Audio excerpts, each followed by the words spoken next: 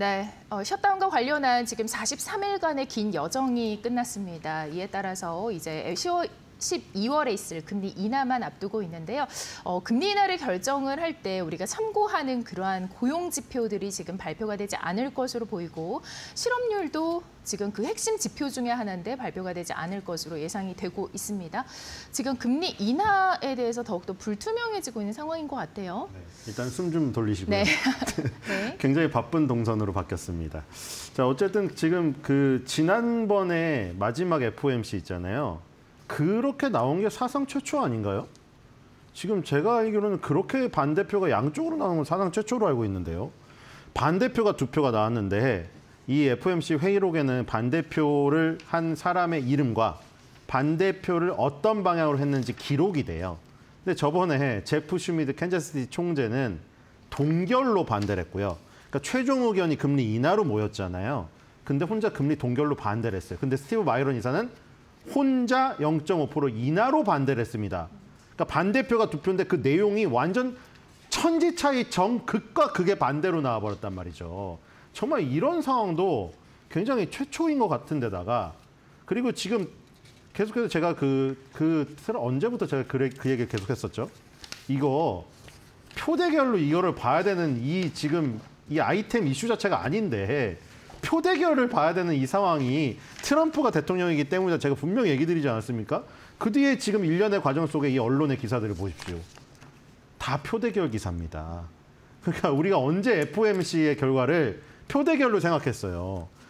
약간 제가 그때 얘기 드린 게 그거잖아요. 너무 FOMC를 신성시하는 것도 안 되지만 FOMC를 왜 그렇게 신성시하는 정도로 우리가 받아들였냐면 대통령도 항상 그렇게 배려를 해줬잖아요. 웬만하면 FRB 건물에 안 찾고, 그렇죠? 그 전에 맨 마지막에 찾았다는 것이 뭐 벤 버냉키 때 무슨 축사자리인가 그때였다고 했어요. 역대 대통령이. 그러니까 완전 분리된 상태에서 행정부의 입김이 안 들어가게 그들만이 그냥 자체적으로 정말 지표만 보고 물가 안정과 최대 고용이라는 그 두 가지 목표 이중 임무에만 충실하도록 웬만하면 배려를 해주는 거예요. 근데 지금 이 정권 들어서 배려는 저기다 줘버리고 하늘에다 엄청난 개입을 지금 가하고 있는 상황에다가 자, 캐비넷이 지금 맨날 인터뷰 나오죠. 어제는 이제 아예 못을 박았습니다. 나에게는 그 FRB 의장 자리가 꿈의 자리인데 대통령이 나에게 그걸 던져준다면 나는 기꺼이 그걸 하겠다. 그러니까 이미 지금 파월은 레임덕이에요. 그러니까 지금 이 상황이 표대결로 갈 수밖에 없는 상황으로 지금 몰고 간 거예요. 트럼프가 원하는 게 이런 대혼란 속에 지표조차 주어지지 않은 상태에서 그냥 자기가 꽂은 사람 아니면 후임 FRB 의장의 입김대로 흘러가게 만든 거예요. 이 상황을. 근데 이 상황을 만들었는데 그래도 꿋꿋이 지표를 보면서 판단하겠다고 용을 쓰고 있으신 몇몇의 분들이 있고 그다음에 이 지금 파월 의장을 제외한 그 나머지 3인의 이사 있잖아요. 이름이 거론이 많이 되고 있는 이 크리스토퍼 윌러, 그다음에 미셸 보우만, 그다음에 새로 임명한 스티브 마이런 이 3명은 완전히 적극적으로 인하를 주장하고 있는 상황이다. 나머지는 이제 할 게 없으니 가져올 게 없으니 민간 지표에 의존을 하다 보니까 ADP에서 이제 매주 발표를 하겠다고 해놓고 그다음에 미시간대 소비자 심리지수 이런 거에서 물가나 고용에 대한 데이터를 꾸준히 보는 지금 상황이 지금 나오고 있죠. 그래서 매파적인 얘기가 나오고 있습니다. 그럼에도 불구하고 향후 FRB 의장으로 거론되시는 분, 그다음에 핵심 이사인 3명, 이 이사가 금리 인하를 강하게 부르짖고 있기 때문에 결국 이 진흙탕 싸움에서 표대결로 가게 되면 금리 인하가 나올 것 같긴 합니다. 물론 반대 의견이 기록이 되겠죠. 거기 매파적인 의견이 많이 들어갈 것으로 생각이 됩니다만 저는 아직도 금리 인하가 뭐 극적으로 계속 이 얘기 들으면서도 어색한데 극적으로 이겨서 이기고 지는 게임이 아닙니다, 여러분. 사실 이거. 이렇게 얘기할 수밖에 없고요, 저도. 자, 극적으로 이겨서 금리 인하로 갈 것 같긴 합니다. 하지만 그 이후에 이제 후폭풍과 혼돈이 더욱더 심해지겠죠. 내년 5월에 파월이 퇴임할 때까지 이거는 더욱더 극심해질 가능성이 큽니다.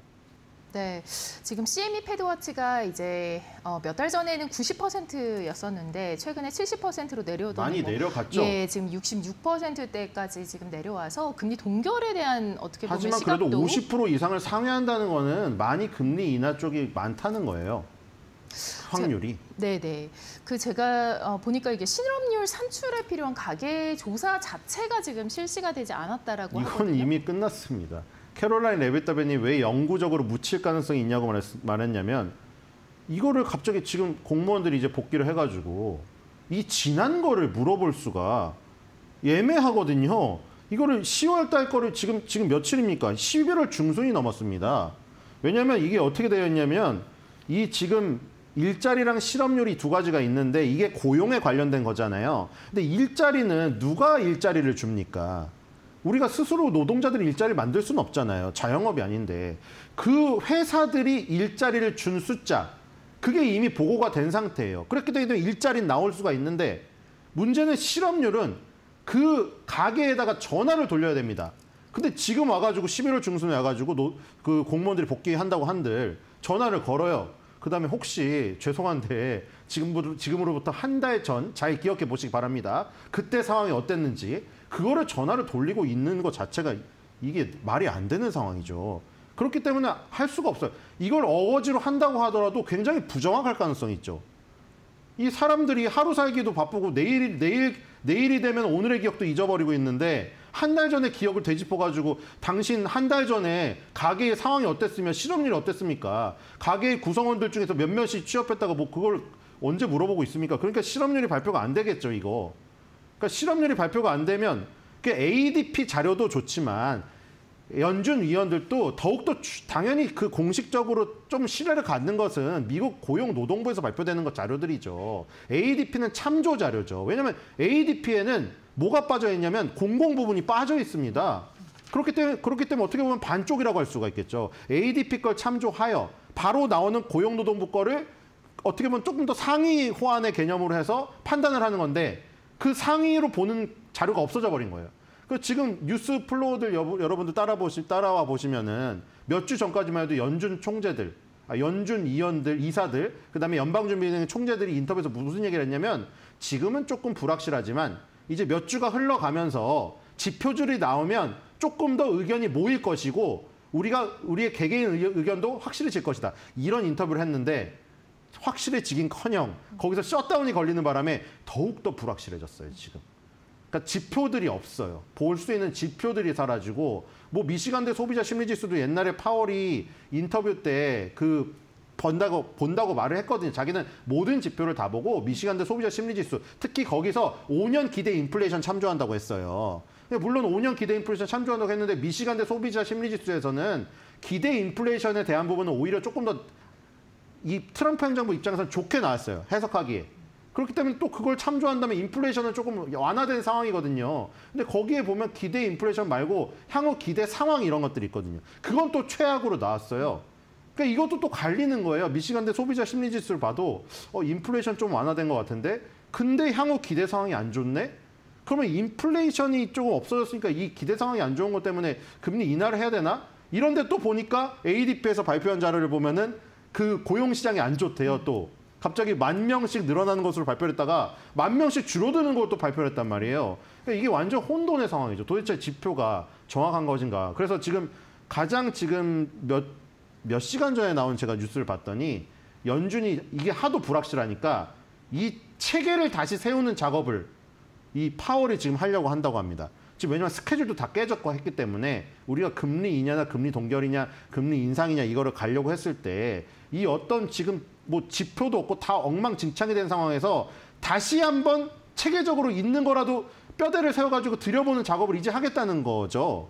근데 이게 뭐 지금 어떻게 될지는 모르겠어요, 제대로. 그리고 온갖 안팎에서 지금 계속 흔들어대고 있잖아요, 지금. 이미 5월 달에 지금 나가는 거는 예상이 된 데다가 그다음에 이제 그거까지 지금 생각을 하고 있는 거잖아요. 과연 이사로서 저 자리에 있을 것인가. 그 얘기를 계속하는 거는 이사로서도 나가라 이거예요. 5월 달에. 얼마 남지도 않았는데. 그래서 지금 케빈 해시, 스코페센트 재무장관 계속 나와가지고 계속 연준 의원 차기 연준 의원이라던가 차기 연준 의장에 대한 얘기를 계속 떠들고 있기 때문에 파월이 이런 가운데서 이렇게 의견을 취합할 수 있을지 지금 이런 상황이 별로 없었습니다. 여러분 기억해 보시면은 반대표 2표가 나오기 이전의 상황을 보면은 미셸 보우만이 반대표를 던졌을 때 그게 몇십몇 년 만의 일이었어요. 그러니까 연준은 보통 이렇게 의견의 차이가 있어도 최종 의견은 보통 만장일치로 모아서 냅니다. 그런 정통성하고 전통이 다 깨져버렸어요, 지금. 그러니까 이런 전통도 깨진 데다가 파월의 리더십을 발휘하기가 상당히 지금 어려운, 시기적으로도 그렇고 지금 이 대내적인 어떤 상황으로도 그렇고 굉장히 어려운 상황입니다. 그래서 지금 뭐 파월이 다시 한번 뼈대를 세워서 작업을 하겠다고 한들 이 연준 의원들이 이렇게 갈리는 상황 속에서 과연 그 작업이 순탄할지 의심이 듭니다. 네, 지금 뭐 지표가 나오진 않았지만 실업률이 금리 인하를 하는 데 있어서 굉장히 핵심 지표이기 때문에 지금 여러 가지 시장의 분석들이 있는데 일단 한 6만 명이 일자리를 잃은 것으로 추정된다 이런 이야기도 있습니다. 그리고 앞서서 또 여러 가지 그 얘기들이 있었는데 GDP 관련해서도 그러니까 6만 명 일자리는 그 기업에서 일자리를 냈기 때문에 일자리 수는 나와요. 근데 그 실업률이 안 나와요. 실업률. 비율이 안 나오는 일자리와 거군요. 실업률이 다른 쪽으로 지금 나오잖아요. 네네. 기업에서 파악한 걸로 일자리가 나오고 실업률은 가게에 전화를 돌려야 돼요. 공무원이 전화를 돌릴 공무원이 없었던 거예요, 지금. 그래서 그렇군요. 네, 그래서 실업률이 하나가 없는 거예요, 지금. 고용이라는 분야에 일자리 수도 있지만 실업률도 있거든요. 그럼 아예 예측을 할 수 없어요, 있는 실업률이 자료는 지금. 없는 그러니까 거네요. 그때 무슨 크리스마스인가요? 예. 처음으로 들었던 그런 민간 조사 기관들 그런 것들 다 긁어가고 해야 될 텐데 사실 그런 거를 지금까지 참조해서 한 적이 없었는데 갑자기 굉장히 마이너한 지표를 끌어다가 그거를 금리 결정에 신중한 금리 결정에 저기를 한다는 것도 이상하잖아요. FOMC가 한 번도 참조하지 않았던 들여다보지도 않았던 인지도도 없는 인간 지표를 들여다가 우리 이거 보고 결정을 했습니다. 이렇게 해버리면은 그렇죠. 이것도 신뢰의 문제가 아니겠습니까? 네. 그러니까 그렇게 말하진 않을 거예요. 참조를 했더라도 그런 말을 안 할 거예요, 아마. 그 캐비넷 위원장이 뭐 10월 한 달만 그러면 이렇게 할 것이다라고 얘기를 했는데 뭐 다음 달에는 그러면 그대로 이게 진행이 된다 이렇게 봐도 괜찮을지 모르겠습니다. 그러니까 지금 빨리 공무원들을 복귀시켜서 이 작업을 해야죠. 왜냐하면 이것들을. 또 12월에 금리 인하를 앞두고 있으니까요. 하나 정도 더 나올 수 있지 않을까 싶기도 한데요. 네, 근데 도대체 트럼프가 원하는 거는 저는 이걸 안 나오게 하는 거 제가 계속 그 얘기 하지 않았습니까? 이거 일부러 이러는 것 같다. 그냥 캐롤라인 레빗 대변인도 지금 말하는 게 무슨 아쉽거나 막 슬픈 내용이 아니에요, 뉘앙스가. 너무 뭐가 되게 좋은 것 같아요. 뭐 그렇게 밝게 얘기해서 그런지 모르겠는데 잘 됐다 싶은 저는 그렇게 받아들였어요. 이 대변인이 나와가지고 브리핑을 하는데 아니 영구히 파묻힌다는 거를 약간 그래도 이게 조금 국가 대사가 조금 망가진 거기 때문에 신중하거나 약간 슬픈 얼굴을 해야 되잖아요. 되게 약간 저는 기쁜 얼굴 같더라고요.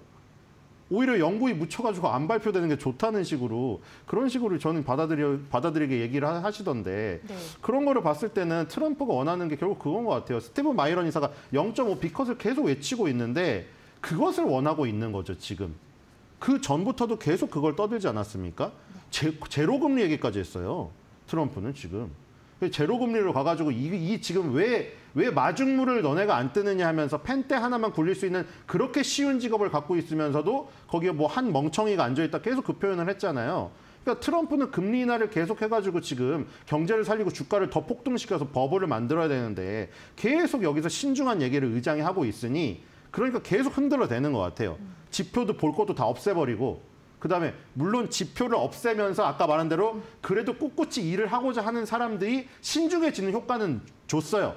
몇몇 지금 연방준비은행 총재들이라든가 이사들의 발언이 나왔죠. 근데 그분들이 대세를 돌리기는 지금 어려워 보인다는 생각입니다. 네. 불확실성이 계속해서 초래가 되고 있습니다. 셧다운 일단은 종료가 됐지만 고용지표에 대한 우려감 여전합니다.